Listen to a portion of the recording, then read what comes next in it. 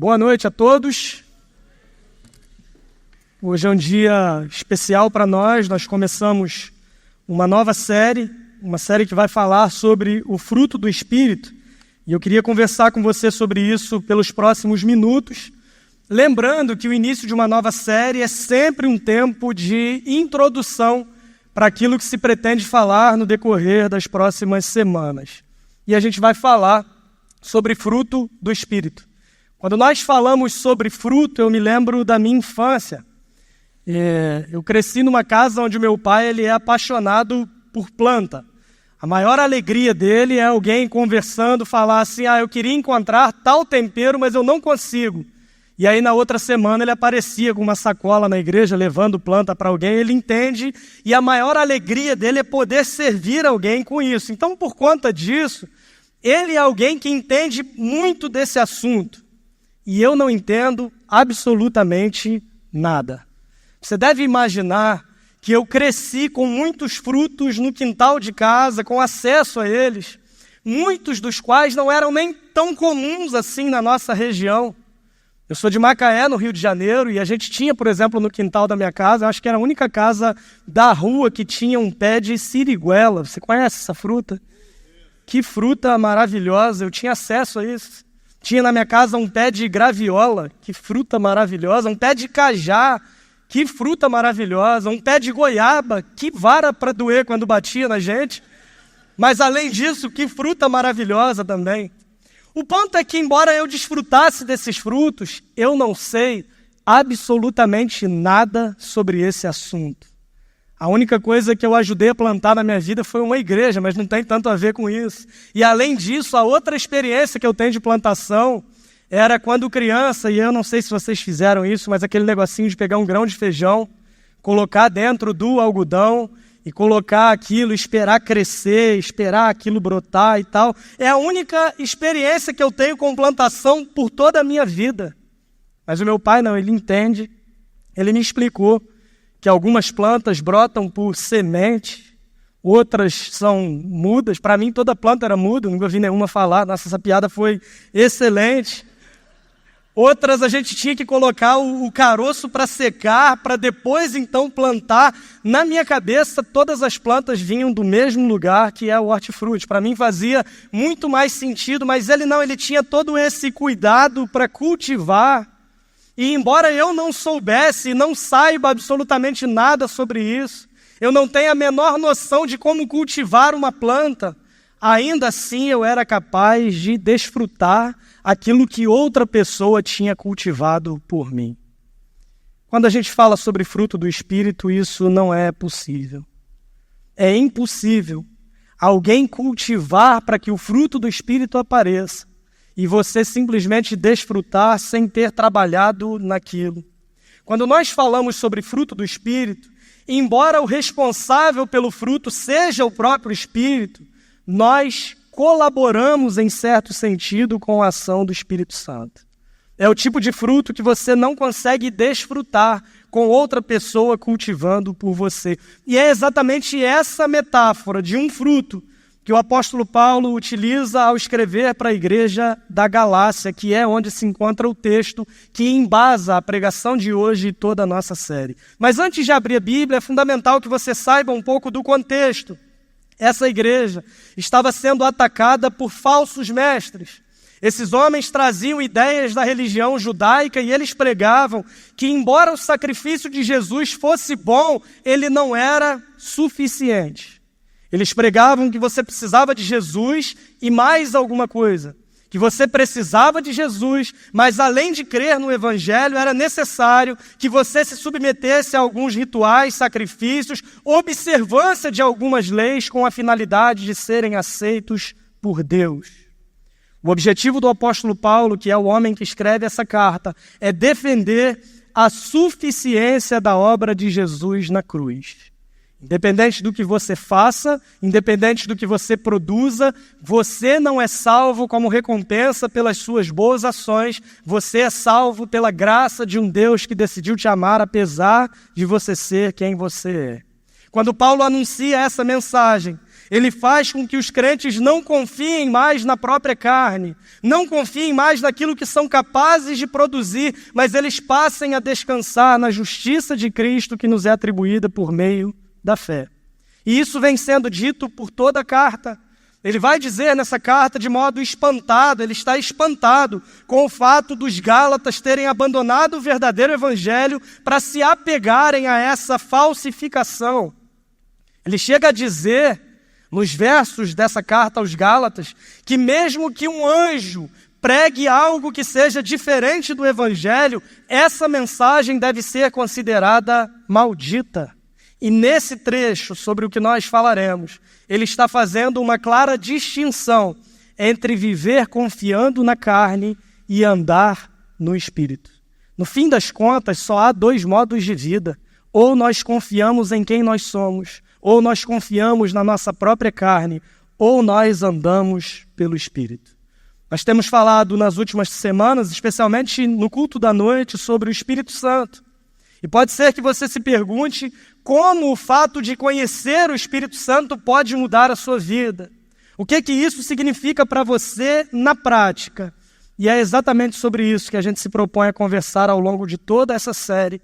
Mas por hoje eu convido você a abrir a sua Bíblia comigo em Gálatas, capítulo 5, versos 22 e 23.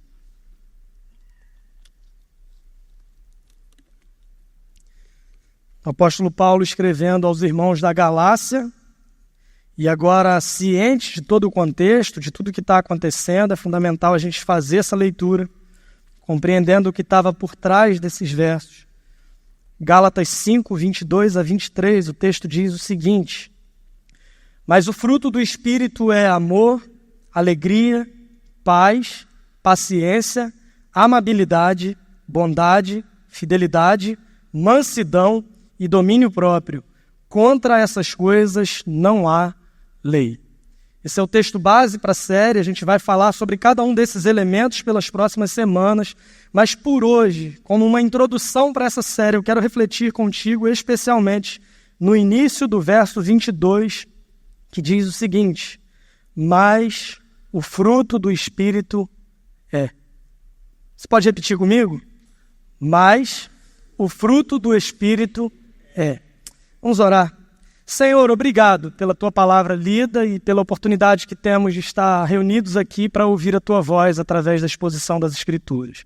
Que o Senhor fale conosco, que o Senhor nos faça entender como essa verdade da Tua palavra está conectada com a nossa vida e que o Senhor nos capacite a uma vida que dê frutos para a glória do Senhor mesmo. É a oração que nós fazemos no nome de Jesus. Amém. Somente esse trecho que diz mais o fruto do Espírito é, nos faz pensar algumas verdades interessantes e fundamentais para nós. E eu quero meio que dividir essa frase em alguns aspectos, em alguns elementos, para que a gente possa conversar de modo separado sobre ela. E a primeira coisa que eu queria que você visse comigo é que o apóstolo Paulo começa esse trecho utilizando a palavra mas. Nesse caso, uma conjunção adversativa. Você que deixou de estudar português para vir para a igreja, Deus está te abençoando duplamente ao te relembrar. E por que eu sei disso? Porque eu me preparei durante a semana e coloquei no Google qual a classificação sintática, sintética, eu nem sei o nome que a gente utiliza para isso da palavra mas. E nesse caso, ela é uma conjunção adversativa. Mas o que isso significa na prática? Ou seja, quando essa palavra é utilizada, aquilo que vem a seguir é exatamente o oposto daquilo que está sendo dito antes. Quando o apóstolo Paulo diz, mas o fruto do Espírito é, ele está contrastando o fruto do Espírito com uma realidade que ele apresentou anteriormente. E aí nós precisamos olhar para o texto fazendo algumas perguntas para ele, e a pergunta que salta aos nossos olhos é o que exatamente ele está falando antes desse momento em que ele utiliza a palavra mas. E se você olha a partir do verso 19, ele está falando sobre as obras da carne, e ele vai nomeá-las. Leia comigo versos 19 até o 21. Pelo menos ao início do 21 ele vai dizer, ora, as obras da carne são manifestas, imoralidade sexual, impureza e libertinagem, idolatria e feitiçaria, ódio, discórdia, ciúmes, ira, egoísmo, dissensões, facções e inveja. embriaguez, orgias e coisas semelhantes. Eu os advirto como antes já os adverti. Aqueles que praticam essas coisas não herdarão o reino de Deus. Ele está nomeando as obras da carne. Ele está falando sobre o destino de quem as pratica, porque quem pratica essas coisas não herdará o reino de Deus. E agora ele utiliza essa expressão, mas o fruto do Espírito é. Ou seja, a partir desse momento, ele passa a demonstrar um novo modo de vida que contrasta com as obras da carne. A palavra mas é utilizada para separar um modo de vida do outro. E no contexto um pouco maior dessa carta, é exatamente isso que ele está fazendo. Leia comigo os versos 16 a 18, olha o que ele diz ainda em Gálatas 5. Por isso digo, vivam pelo Espírito, e de modo nenhum satisfarão os desejos da carne. Ele está colocando em oposição os dois modos de vida. Se você vive pelo Espírito, de modo algum você vai satisfazer os desejos da carne. Pois a carne deseja o que é contrário ao Espírito, e o Espírito o que é contrário à carne. Eles estão em conflito um com o outro, de modo que vocês não fazem o que desejam. Mas se vocês são guiados pelo Espírito, não estão debaixo da lei. É um claro contraste proposto pelo apóstolo Paulo aqui entre esses dois modos de vida. Ou você vive pelo Espírito, ou você vive satisfazendo a sua própria carne. Ele vai dizer que se nós somos guiados pelo Espírito, nós não estamos debaixo da lei. Por isso eu comecei falando sobre o contexto da carta, para você entender que o viver pela carne aqui tem a ver com confiar na justiça própria baseada na observância da lei. E é fundamental a gente dizer isso, porque normalmente quando nós falamos em viver na carne, nós pensamos em uma pessoa que se entrega de modo depravado a uma vida totalmente distante de Deus e passa a fazer todas as coisas de modo sem se preocupar com o que Deus desejaria se preocupar.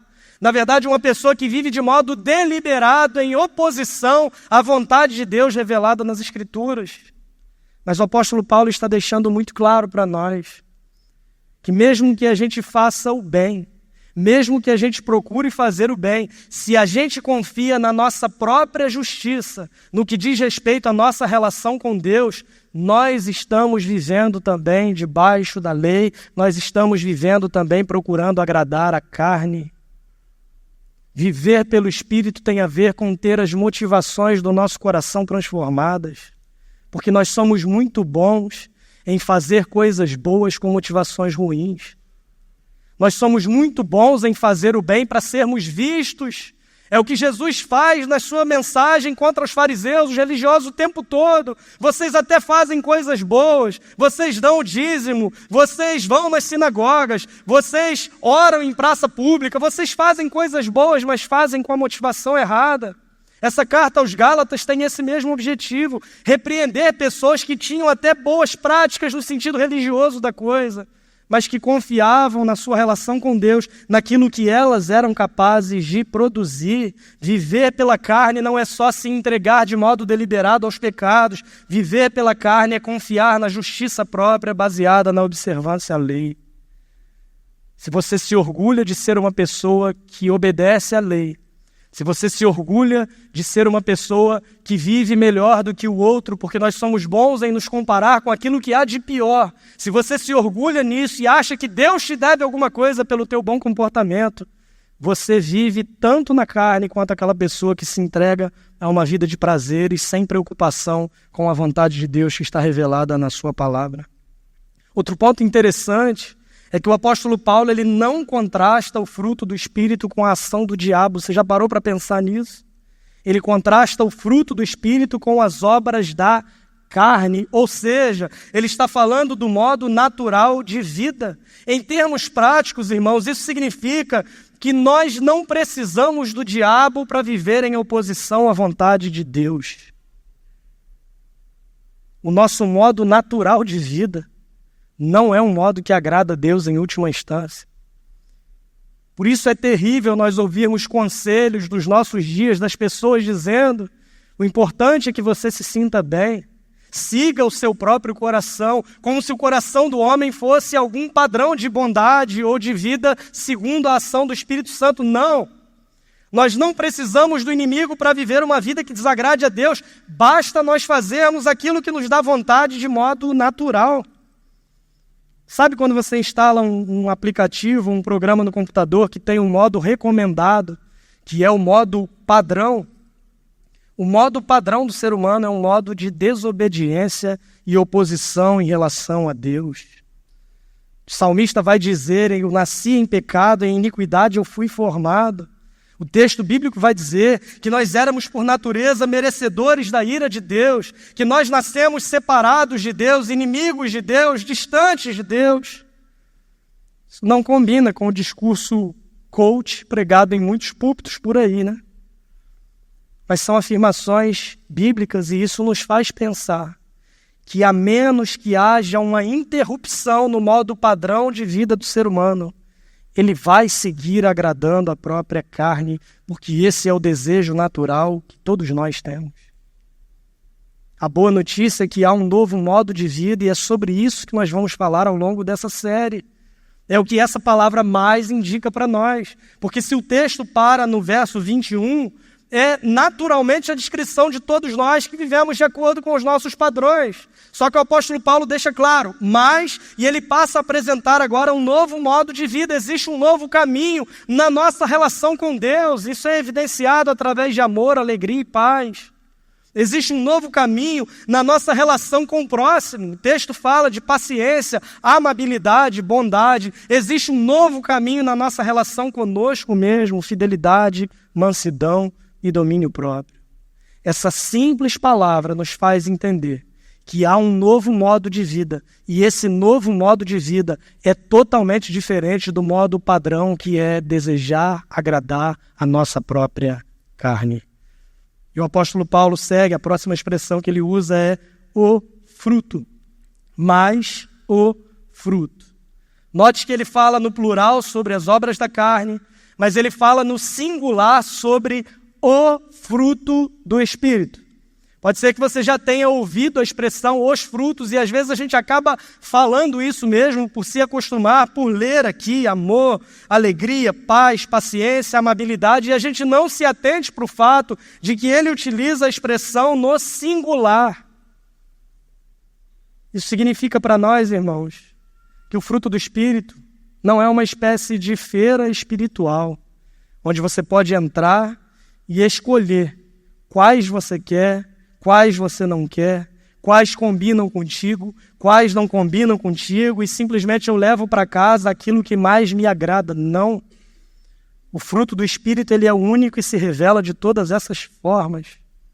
Se é o Espírito Santo que está produzindo fruto na minha vida, isso vai ser demonstrado em todas essas áreas, independente de qual seja o meu jeito de vida, a minha criação, porque a gente vai dando justificativas para isso, mas o fruto é único e se revela de todas essas formas. Essas virtudes, elas são indivisíveis, são pontos inseparáveis de um todo, refletindo a totalidade de Cristo em nós. Irmãos, quando o Espírito Santo de Deus está em ação na nossa vida, ele não produz apenas uma ou duas dessas virtudes, mas todas elas de maneira interligada e harmoniosa. Não dá para querer, eu quero a alegria, a amabilidade, mas esse negócio de paz não é comigo não, porque eu sou sincero demais. Você já viu gente que tenta transformar os seus defeitos em virtude, dizer assim, eu arrumo confusão com todo mundo mesmo porque eu sou sincero. Não, você não é sincero, você é problemático. E com certeza, enquanto eu falo isso, o nome de algumas pessoas aí passou na sua cabeça. E se não passou, a terrível notícia para você hoje é que o teu nome passou na cabeça de outros. Você pode ter certeza do que eu estou falando nesse momento.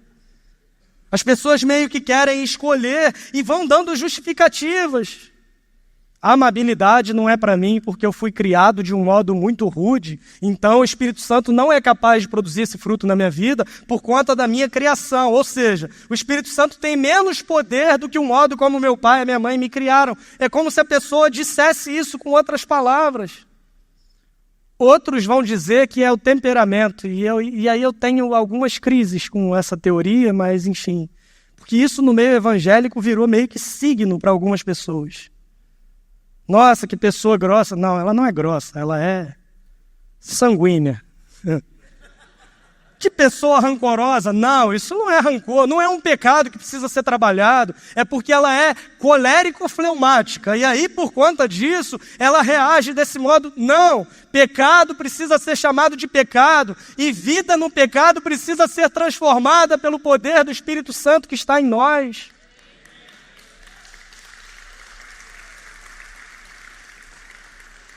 Aproveitando o gancho, crente não acredita em signo, tá bom, gente? Só para a gente deixar isso muito claro, assim.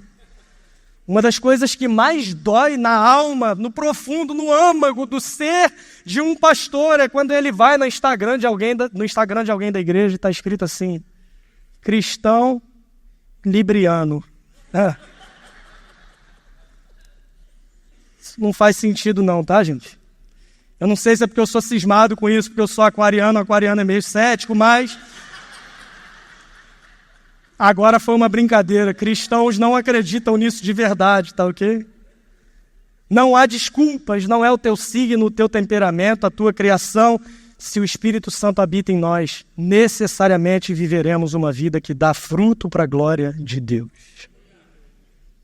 Fruto é uma metáfora utilizada em outros lugares da Bíblia, que significa normalmente o resultado ou a evidência de um processo. Jesus mesmo vai dizer em uma situação que é que você conhece a árvore por meio do fruto. Ele está falando de um processo, de uma evidência desse processo, e o processo por vezes é longo, ele é demorado. Eu não entendo muito sobre isso, mas eu pesquisei e perguntei ao meu pai. Você precisa preparar o solo, plantar, regar, esperar. Talvez o esperar seja o mais difícil em todo esse processo. E no fim de tudo, vem o fruto, que é a evidência de que o processo foi bem feito em todas as etapas. Quando essa metáfora é utilizada para falar sobre a vida que contrasta com uma vida guiada pelos desejos da carne, nós somos levados a pensar, irmãos, que a verdadeira evidência de alguém que tem o Espírito Santo não são os dons, mas é o fruto. As pessoas naturalmente valorizam os dons porque é aquilo que aparece normalmente. Inclusive, dons também do Espírito são apresentados no plural. Você pode ter um deles ou mais, você pode ter uns e outros não, mas a grande evidência de que alguém tem o Espírito Santo é o fruto do Espírito sendo produzido em todas essas áreas. Que eu já vi de gente falando em línguas no domingo, e usando a mesma língua para fazer inferno em todos os outros dias da semana, não está escrito. A questão aqui não é criticar o dom e a sua aplicação. A questão é apontar a incoerência e a hipocrisia entre o que se diz crer e o que se vive de fato. É gente que levanta as mãos na hora do louvor, mas é incapaz de estender as mãos a um irmão que está em necessidade. É gente que fecha os olhos e faz cara de espírito de oração. Já viu o crente adorando? Ele tem uma cara bem característica. Mas fecha os olhos também diante da necessidade do outro que bate à sua porta. É gente que fala e prega sobre amor e gentileza, mas nas redes sociais demonstra exatamente o oposto. O dedo digita do que está cheio o coração. Seria uma aplicação interessante desse verso para os nossos dias. Mas a gente se apega aos dons. Os dons as pessoas conseguem fingir, fabricar. O fruto não, porque ele tem a ver com as tuas reações. E é nas reações que nós percebemos quem governa a vida de uma pessoa. Jesus não estava errado em momento algum, nem quando ele disse que a árvore você conhece pelo fruto. Eu usei esse exemplo esses dias na EBD, mas eu vou falar aqui. Uma vez eu preguei em uma das igrejas que eu fiz parte, não é a igreja de onde eu saí para vir para cá, mas é uma igreja que eu fiz parte há um tempo. E após o sermão, um jovem veio falar comigo no fim do culto, e ele me disse assim: pastor, eu amo a tua pregação, porque dá para ver que você estudou o texto. Eu não estou aqui querendo contar uma experiência que me coloca como herói, você já vai entender onde eu quero chegar. Mas quando ele me falou isso, eu pensei, bom, esse deveria ser o padrão. Ele gostar de uma pregação porque o pregador estudou o texto, para mim não faz muito sentido, porque todo pregador deveria estudar o texto minimamente antes de pregar. Mas ele falou isso, eu pensei, bom, ele está sendo gentil, tudo bem. Mas de repente ele fala assim, mas, conjunção adversativa. Ou seja, o que vem a seguir é o oposto do que veio antes. Se ele estava me elogiando até aquele momento e ele utilizou a palavra mais, vai mudar completamente o curso da conversa. E ele disse, eu amo a tua pregação, dá para ver que você estudou o texto, mas a única coisa que te falta é o Espírito Santo. Eu não sabia se eu falava obrigado, Deus te abençoe, se eu tentava ensinar alguma coisa para ele, explicar alguma coisa naquele momento. O apelido dele era Vaso, que ele chamava todo mundo de Vaso, já dá para ter uma ideia da figura que é assim. Essa frase dele é problemática em vários níveis. O primeiro deles é tratar como se o Espírito Santo fosse apenas mais um detalhe na vida. Dentre tantas coisas que você precisa, além delas, você precisa do Espírito Santo e só está te faltando ele, na verdade. O segundo problema é ele ser o padrão para definir quem tem o Espírito Santo e quem não tem. Que vontade de... enfim. E o terceiro problema é que claramente ele confunde a manifestação de dons com a presença do Espírito Santo na vida de alguém, que é evidenciada pelo fruto do Espírito. Na hora eu falei obrigado, demonstrando domínio próprio, então eu tenho o Espírito Santo, que eu não fiz nada além disso. Mas as pessoas meio que confundem isso. E acham que a manifestação dos dons, de acordo com aquilo que elas aprenderam e vivenciaram, é a única prova de que alguém pode ter o Espírito Santo, sendo que as Escrituras apontam que a grande evidência é, na verdade, o fruto. Jesus fala que o mundo vai conhecer que vocês são meus discípulos se vocês amarem uns aos outros, e amor não é dom, amor é fruto. Mas o fruto do Espírito, que é o outro ponto que eu queria falar com você. Parece meio óbvio afirmar isso, mas o fruto do Espírito é do Espírito. O fruto do Espírito é produzido por Ele. Isso significa, irmãos, que nós somos incapazes de produzir esse fruto pelo nosso esforço. Ele não é decorrente do nosso bom comportamento. Jesus nos ensina em João, no capítulo 15, que ao permanecermos nele, nós podemos produzir frutos. Jesus vai dizer para os seus discípulos, nesse mesmo capítulo, não foram vocês que me escolheram, mas eu os escolhi, para que vocês vão e deem frutos e fruto que permaneça.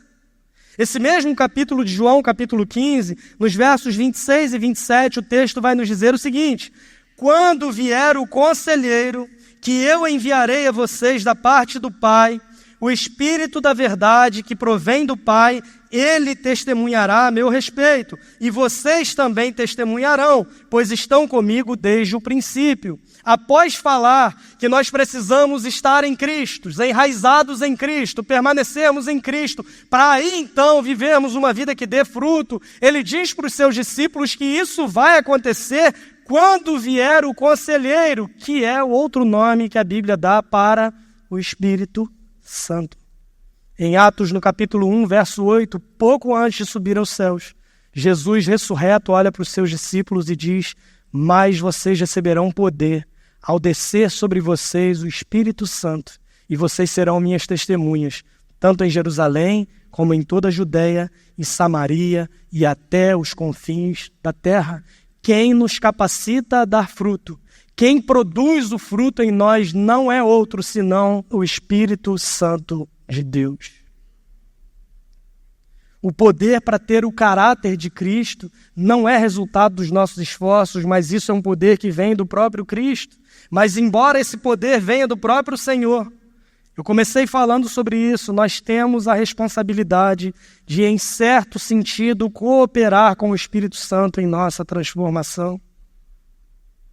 Você olha para as Escrituras e você vê Deus nos chamando através da sua palavra, dizendo: despojai-vos do velho homem, façam morrer a natureza terrena de vocês. São imperativos. O texto está dizendo que nós devemos fazer desse modo. Orem sem cessar, santifiquem-se. Mas no fim das contas, quem produziu tudo isso foi o Espírito Santo. Parece meio contraditório, mas nós, enquanto cristãos, vivemos nessa tensão. E um texto que nos ajuda a entender isso muito bem está em Filipenses capítulo 2, versos 12 e 13. O texto diz o seguinte: assim, meus amados, como sempre vocês obedeceram, não apenas em minha presença, porém muito mais agora na minha ausência, ponham em ação a salvação de vocês com temor e tremor.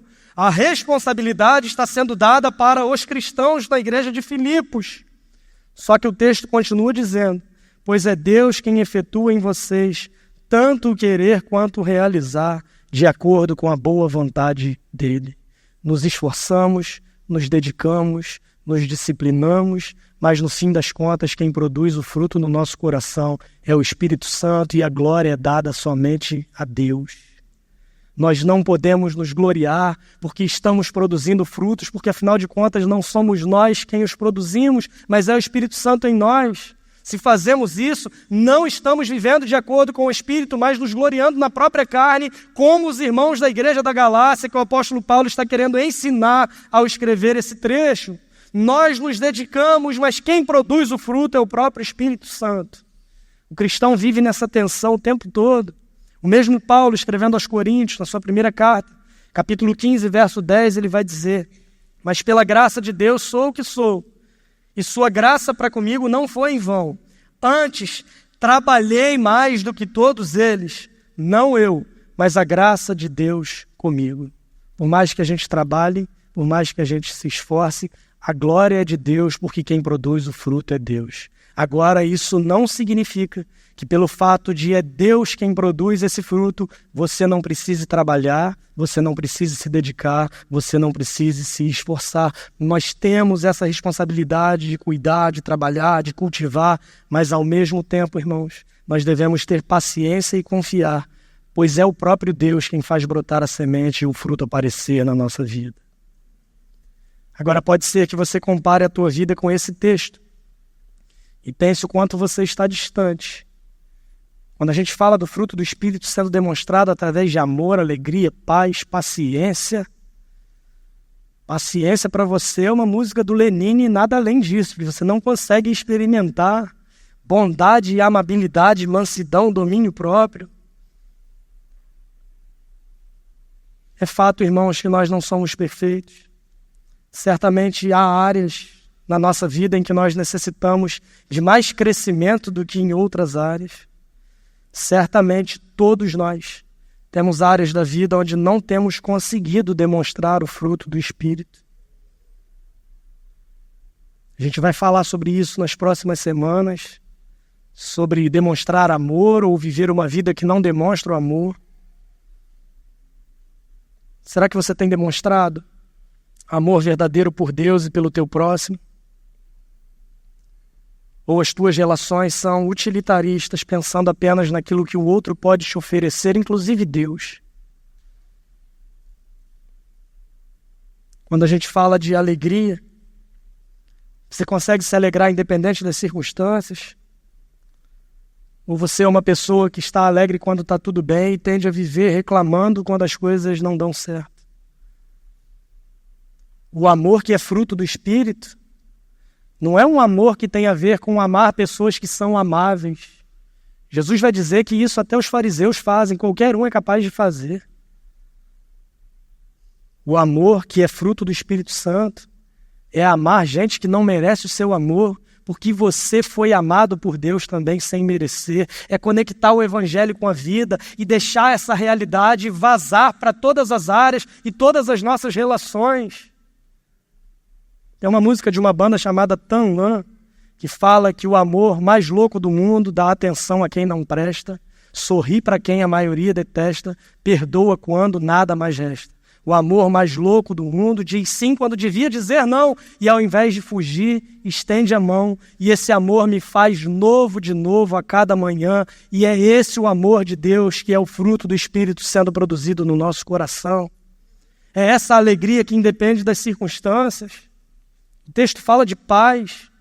Você tem se esforçado para viver em paz? Mesmo com quem vota num candidato diferente do teu? Paciência. Vamos pular esse, né, Camila? Minha esposa está aqui, a gente pode pular esse.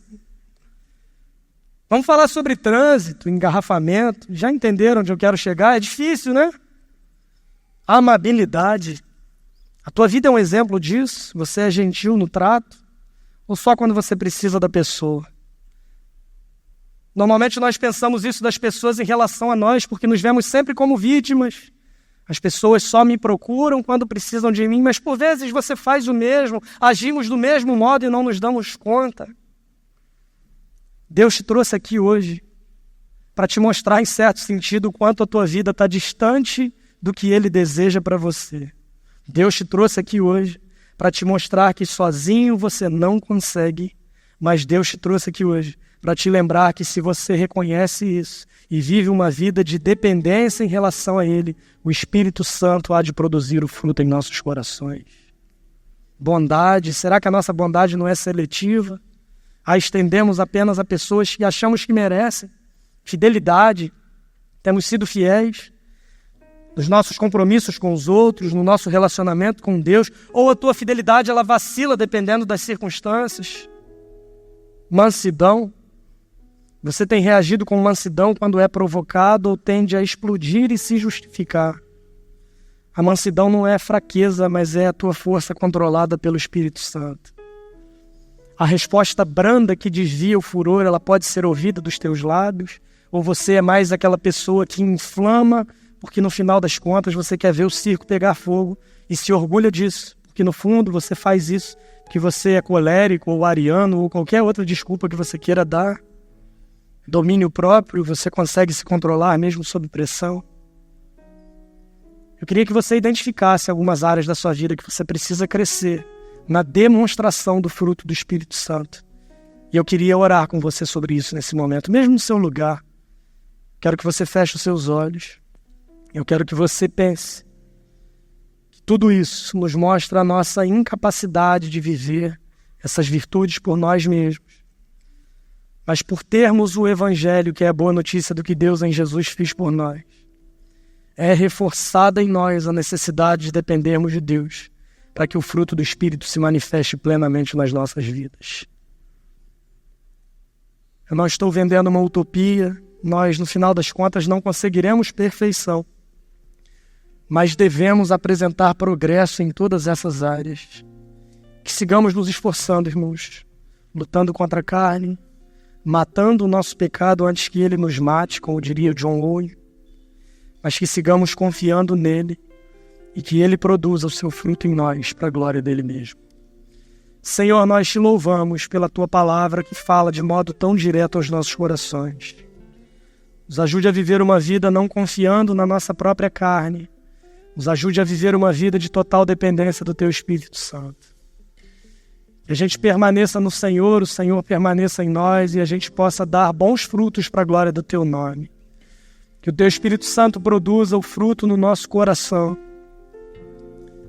Que a gente viva uma vida em conformidade com a fé que nós professamos. Nos ajude porque somos testados o tempo todo.